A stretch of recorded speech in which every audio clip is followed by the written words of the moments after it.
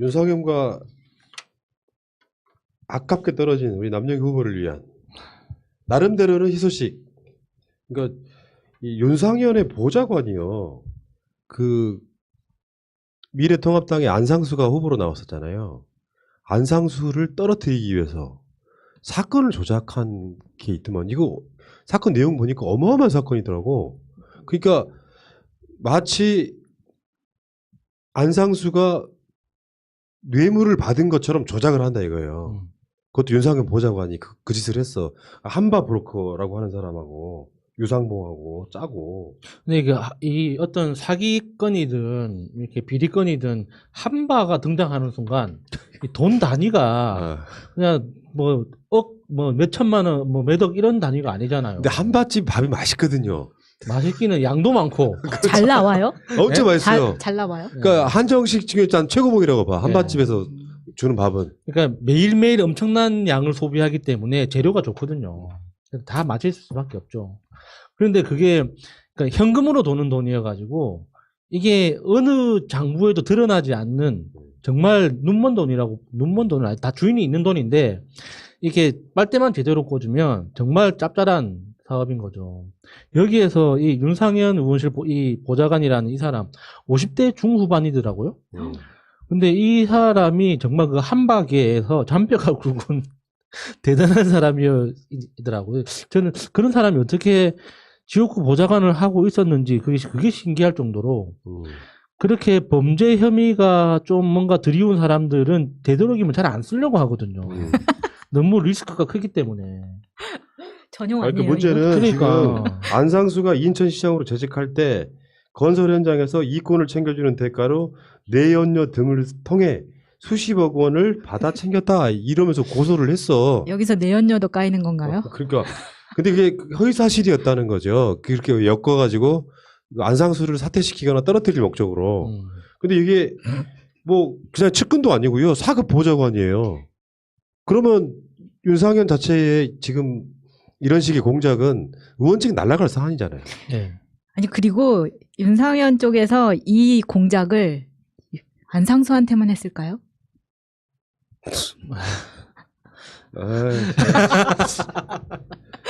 지금 남영희 후보가 171표 차이로 떨어졌잖아요. 네. 어떻게 될까요? 한 명 더 있습니다. 복규영 후보도 지금 상대 이명수 후보가 지금 날아갈 판이에요.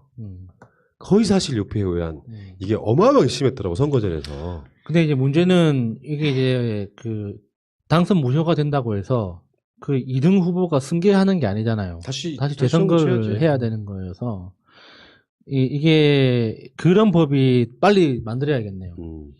그 공천 안 하는 거 있잖아요. 그 사람 그 상대 후보 때문에 그 사람의 범죄 때문에 선거법 위반으로 재선거를 하게 되면 공천 안 하는 거 있잖아요. 공천 못 하게 무공천. 하는. 민주당 그거 하고 있었어.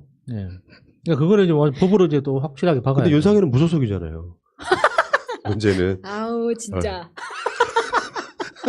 심심한 사과를 드립니다. 법으로 할 수 있는 게 아니네. 자, 어쨌건 나는 일만의 어떤 그런 걸 봅니다. 남영희 후보도 이러니 정치가 미치는 거 아닐까요? 계속 재판하는 것만 보고 있는 상태. 1심 끝나면 또 2심 가고 3심 이 상태가 돼버리면.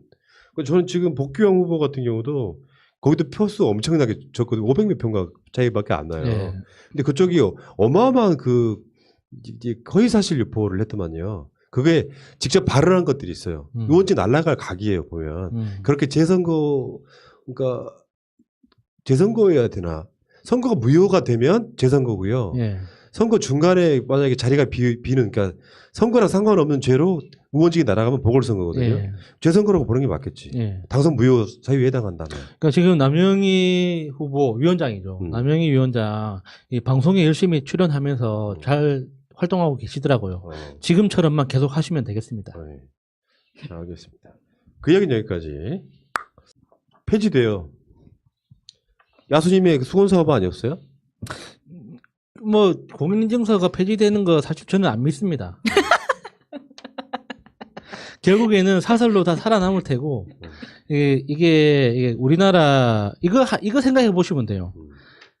우리나라 한국 사람은 아마존에서 결제가 되는데 미국 사람은 네이버 쇼핑을 못 합니다. 왜 그런 걸까요? 그걸 없애야 되는 거거든요. 그러니까 이게 대한민국의 인터넷이 세계적으로 뻗어나가려면 그 돈의 흐름을 막고 있는 장벽을 걷어내야 되는데 그거는 인증서가 아니에요. 그러니까 거래에서 발생하는 위험을 누가 부담할 건가 하는 책임을 지는 주체가 누가 되느냐에 그거 판단의 문제인데 이건 법의 문제도 아니고 금융권에 뿌리 박혀 있는 정말 꼰대 문화 때문에 그런 거거든요.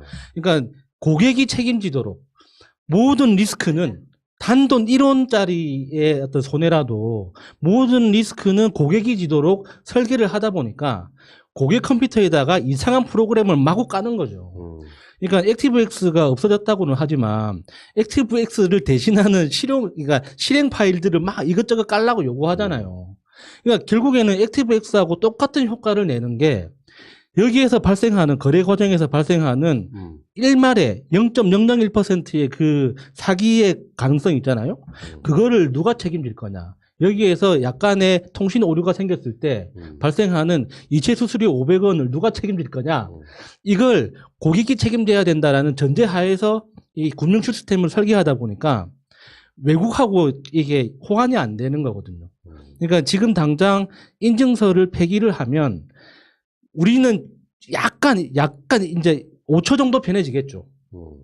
그런데 실제로 궁극적으로 왜 한국 사람은 아마존에서 결제를 할 수가 있는데 미국 사람은 미국 카드로 왜 대한민국 은행에서 결제가 안 되느냐.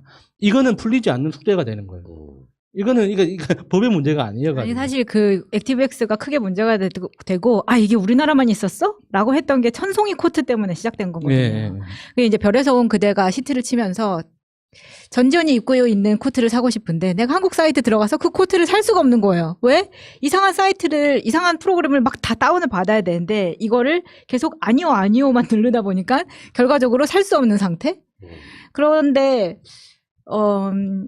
저는 공인인증서가 때문에 고통을 너무 많이 받았어가지고 이게 정말 없어졌으면 좋겠다는 생각은 하거든요. 왜냐하면 이제 그 프랑스에서 공인인증서 한국 은행 들어가서 공인인증서를 하는데 프랑스는 인터넷 느려 사이트 뭐 하는데 막 컴퓨터 포맷까지 하고 나중에 진짜 성질나서 집어 던졌는데 어떤 관점에서 보면은 프랑스는 일단 이런 거는 전혀 쓰지 않는데 뭘 하냐면 예를 들어서 비밀번호를 3번 틀리잖아요. 그러면 마지막 단계에서 뭘 하냐면 우편으로 임시 비밀번호를 발송했습니다. 이렇게 옵니다. 그러면 3일을 기다립니다. 그렇게 하는 것보다 인증서가 낫다라고 하면 하는데 사실 인증서는 컴퓨터를 망가뜨리기도 하거든요. 이게 은행뿐만 아니라 정부 사이트, 뭐 국세청이다 관세청도 이걸 다 깔아야 돼요. 그러니까 너무너무 힘든 면이 있어요. 그렇죠. 거기에다가 윈도우 컴퓨터가 아니면 안 되는 것들, 막 이런 것들이 있기 때문에 근데 왜 이걸 우리나라만 쓰냐고. 난 그게 너무 답답하다. 그러니까 이야기했잖아요.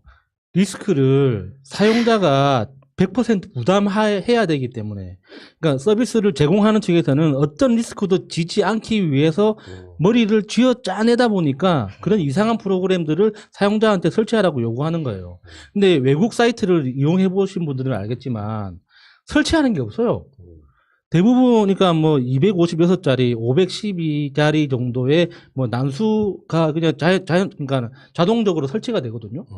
그래서 그냥 암호화 프로그램을 통해서 그러니까 그 사용자의 행동 패턴을 분석해서 이게 사기인지 아닌지를 서비스를 제공하는 측에서 판단하고 감시하는 거지. 그거를 사기가 아니라는 걸 사용자한테 증명하도록 요구하지는 않거든요. 근데 우리나라는 아직까지 그 모든 그러니까 나는 정직한 사용자라는 걸 증명하기 위해서 그 이상한 프로그램들을 다 다운받아야 되는 거고 공인인증서가 없어졌다는 것뿐이지 인증 시스템 자체는 그대로 유지가 될 거예요. 그러면 이제는 더 복잡해질 수도 있어요. 관세청 인증서 따로, 국세청 인증서 따로, 대박이다. 행정안전부 인증서 따로, 은행 인증서 따로 이런 식으로 작동할 수도 있는 거예요. 그러니까 이거는 공인인증서가 없어졌다는 것 하나만 가지고 좋다 안 좋다라고 말하기는 힘들어요. 그러니까 지금 공인인증서 이미 받아놓으신 분들은 그 유효기간 있잖아요. 그때까지는 쓸 수 있어요. 당장 없어지는 게 아니라. 내년 초까지는 쓸 수 있죠. 전자서명법? 예. 여기 이제 법이 이제 그게 통과된 건데, 나는 기본적으로 오늘 전자서명주가 급등했다고 하잖아요. 그쪽이 이제 또 다른 이득을 보게 되는 상황. 그러니까 수요가 더 늘어날 거니까. 아. 공인인증서는 몇 개 회사가 독점하는 방식이었지만 공인이라는 두 글자가 빠짐으로써 시장이 더 커진 거죠. 아우 짜증나. 하루에 1,300원 올랐어요. 7,000 그래서 100원이면은 어마어마하게 오른 거죠. 어제로 돌아가고 싶네요. 그러니까요. 그러니까 공인인증서의 폐해에 대해서는 굉장히 많은 사람들이 이야기를 해왔었고요. 우리가 카카오뱅크 가입할 때 공인인증서 같은 거 안 주잖아. 예. 이미 그런 식으로 이제 돼 왔던 거.